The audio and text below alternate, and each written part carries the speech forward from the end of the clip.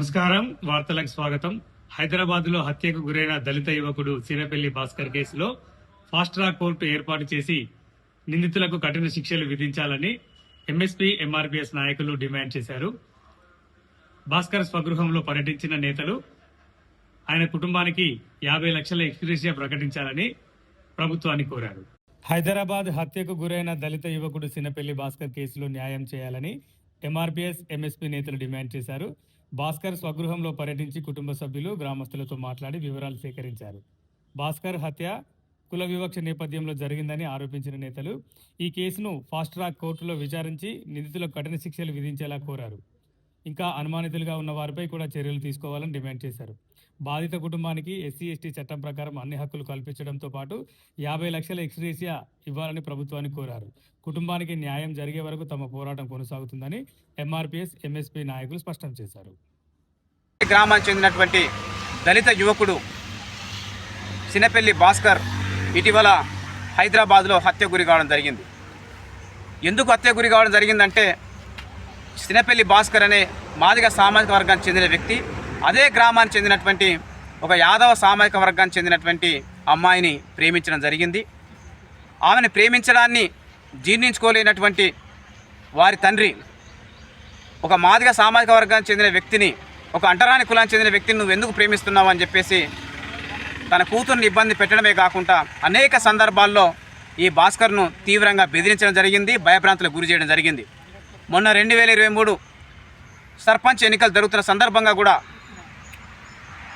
MLA ఎన్నికలు జరుగుతున్న సందర్భంగా కూడా ఓటు వేయడానికి నిలబడ్డటువంటి భాస్కర్ను స్కూల్ వెనుక తీసుకెళ్ళి, పోలింగ్ స్టేషన్ వెనుక తీసుకెళ్ళి అత్యంత దారుణంగా తమ్మడబోయిన రాజు అలాగే వారి బంధువులు కలిసి భాస్కర్ మీద తీవ్రంగా దాడి చేయడం జరిగింది.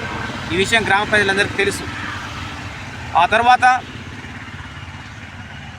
రాజు యాదవ్ తన కూతురికి వేరే వారికి ఇచ్చి వివాహం చేయడం జరిగింది.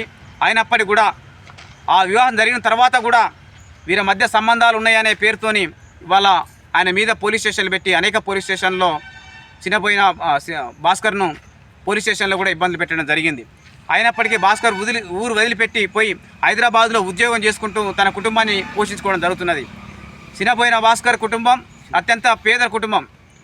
ఆయన హైదరాబాద్లో ఉద్యోగం చేస్తూ డబ్బులు పంపిస్తేనే ఇక్కడ కుటుంబం గడిచే పరిస్థితి ఉంది. వాళ్ళ తల్లి వాళ్ళ తండ్రి ఇద్దరు వృద్ధాప్యంలో ఉన్నవాళ్ళు, అలాగే అతనికి మానసిక వికలాంగులైన అక్క ఉన్నది. సరైన ఇల్లు లేదు, పూరి గుడిసెలో వాళ్ళు జీవనం కొనసాగిస్తున్నారు. వాళ్ళకు ఏ రకమైనటువంటి భూములు కూడా ఏమీ లేవు. భాస్కర్ ఉద్యోగం చేసి పంపే డబ్బులే వారికి జీవనాధారం. అట్లాంటి భాస్కర్ను వాళ్ళ కూతుర్ని ప్రేమించాడనే కారణంతో తమ్మడబోయిన రాజు యాదవ్ కక్ష పెట్టుకొని ప్రతీకారం పెట్టుకొని ఈ భాస్కర్ను అంతమొందించాలని కుట్ర పన్ని నెల రోజులుగా పకడ్బందీ ప్రణాళిక వేసుకొని హైదరాబాద్లో అత్యంత కిరాతకంగా అతన్ని హతమార్చండి అనే విషయం ఈ సందర్భంగా తెలుగు సమాజానికి మేము గుర్తు చేస్తున్నాం. ఈ హత్య జరగడం వెనుక ప్రధానంగా కులమే దాగి ఉన్నది. భాస్కర్ కనుక యాదవ్ సామాజిక వర్గంలో పుట్టినా కూడా, లేదా ఇతర ఉన్నత సామాజిక వర్గంలో పుట్టినా కూడా ఇవాళ ఆయన హత్య గురయ్యేవాడు కాదు.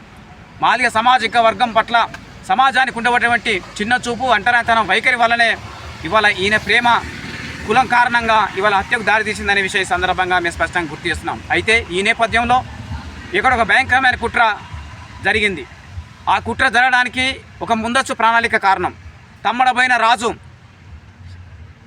భాస్కర్ను చంపాలనే ప్రయత్నానికి పూనుకున్న తర్వాత ఈయన చంపడానికి ముందు ఇతని వ్యక్తిత్వాన్ని దుష్ప్రచారం చేయాలి, ఇతను చెడ్డవాడనే విషయాన్ని ప్రజలకు తీసుకువెళ్ళాలనే దురుద్దేశంతో ఇతని వ్యక్తిత్వాన్ని కించపరుస్తూ లేనిపోని అబద్ధాలు ఆయన మీద మోపుతూ ఈయన వ్యక్తిత్వాన్ని హననం చేయడానికి కోసం ఆయన ప్రయత్నం చేయడం జరిగింది. అందులో భాగంగానే తన పెద్ద కూతురిని ప్రేమించాడని, తన పెద్ద కూతురుతో పాటు తన చిన్న కూతురిని కూడా వేధిస్తున్నాడని చెప్పి ఒక అబండాలు మోస్తూ ఇతని వ్యక్తిత్వాన్ని కించపరచడానికి ఆయన ప్రయత్నం చేయడం జరిగింది. ఆ దుష్ప్రచారాన్ని ఇవాళ సమాజంలో తీసుకోవడం జరిగింది. ఎట్లాగో ఈయన హత్య చేస్తాడు కాబట్టి, హత్య చేసిన తర్వాత ప్రజల సానుభూతి తమ్మడబోయిన రాజు యాదవ్ మీదకి రావాలి కాబట్టి దాన్ని కారణంగా చేసుకొని ఈ దుష్ప్రచారానికి తెగపడ్డారు. కానీ ఆయన చేసిన దుష్ప్రచారంలో ఏమాత్రం నిజం లేదనే విషయం ఈ సందర్భంగా సమాజం దృష్టి మీద తీసుకురావడం జరుగుతున్నది.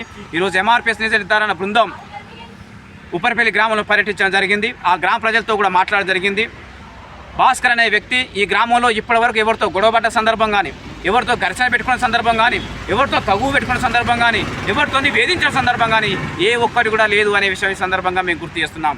గ్రామ ప్రజలు ఇచ్చిన సమాచారం ప్రకారం, గ్రామంలో ఇతర సామాజిక వర్గాలకు చెందిన ప్రజలు ఇచ్చిన సమాచారం ప్రకారం భాస్కర్ తన పని తాను చేసుకుంటూ పోయేవాడే.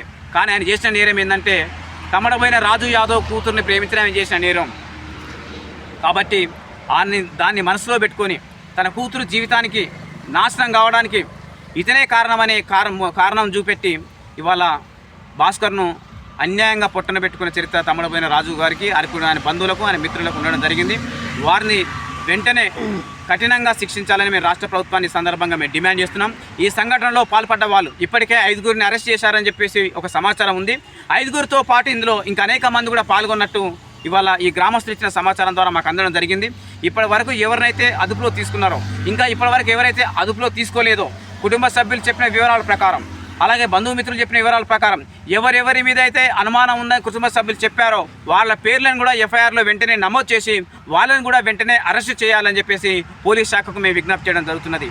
ఈ సంఘటన జరిగిన తర్వాత పోలీస్ వ్యవస్థ వెనువెంటనే స్పందించి ఇప్పటికి కేసులు నమోదు చేసి 5గురిని అరెస్ట్ చేయడం జరిగింది. పోలీస్ వ్యవస్థ ఈ విషయంలో ముందుకెళ్తుందని చెప్పేసి మేము బలంగా విశ్వసిస్తూ ఈ కుటుంబానికి న్యాయం జరిగేంత వరకు నిష్పక్షపాతమైన దర్యాప్తు చేసి కుటుంబానికి పోలీస్ వ్యవస్థ అండగా నిలబడుతుందని చెప్పేసి మేము బలంగా నమ్ముతున్నాం. కాబట్టి తక్షణమే ఈ కేసును వేగవంతంగా విచారణ జరిపించడం కోసం రాష్ట్ర ప్రభుత్వం ఫాస్ట్ ట్రాక్ కోర్టు ఏర్పాటు చేయాలని మేము డిమాండ్ చేస్తున్నాం. అలాగే ఈ కేసును రోజుల తరబడి పొడిగించకుండా విచారణ వేగవంతమయ్యే విధంగా ఫాస్ట్ ట్రాక్ కోర్టు ద్వారా 3 నెలల్లోనే విచారణ పూర్తి చేసి వారిని కఠినంగా శిక్షించాలని చెప్పేసి ఎంఆర్పీఎస్ తరఫున మేము డిమాండ్ చేస్తున్నాం. అలాగే భాస్కర్ చనిపోవడం వల్ల కుటుంబం అనాథగా మిగిలిపోయింది కాబట్టి, భాస్కర్ చనిపోవడం వల్ల కుటుంబం రోడ్డు మీద పడ్డది కాబట్టి, పోషించే దిక్కు కరువైపోయింది కాబట్టి రాష్ట్ర ప్రభుత్వం మానవతా దృక్పథంతో ఆలోచించి 50 లక్షల ఎక్స్గ్రేషియాను ఆ కుటుంబానికి ఇవ్వాలని చెప్పేసి ఎంఆర్పీఎస్ తరఫున మేము డిమాండ్ చేస్తున్నాం.